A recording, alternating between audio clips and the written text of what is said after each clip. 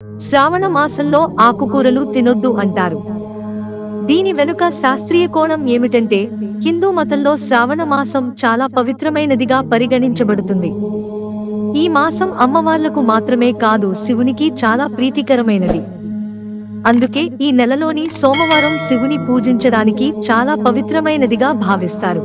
ఈ మాసంలో పూజకు సంబంధించిన నియమాలను పాటించడమే కాకుండా భోజనం చేసేటప్పుడు, త్రాగేటప్పుడు కూడా కొన్ని విషయాలను గుర్తుంచుకోవాలి. శ్రావణ మాసంలో ఆకుకూరలు తినడం అశుభం అని ఒక నమ్మకం.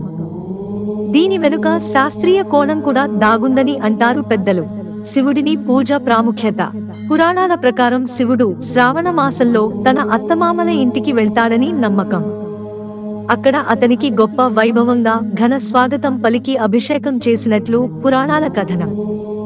శ్రావణ మాసంలో పరమశివుడు, పార్వతీదేవి భూమిపై నివసిస్తారని, అందుకే ఈ సమయంలో పూజలు చేస్తే కోరిన కోరికలు నెరవేరుతాయని నమ్మకం.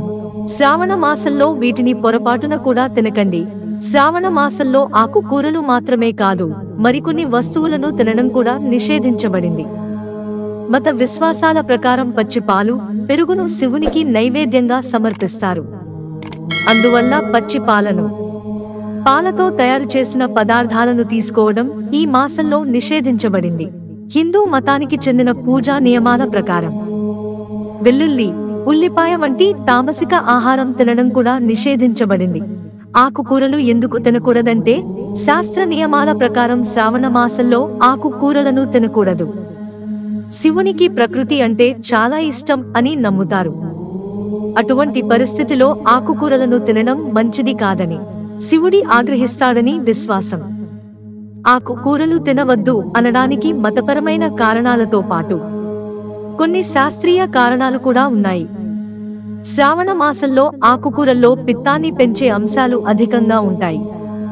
ఇవి జీర్ణక్రియలో సమస్యలను కలిగిస్తాయి. మరోవైపు ఈ నెలలో ఎక్కువ వర్షం కురుస్తుంది.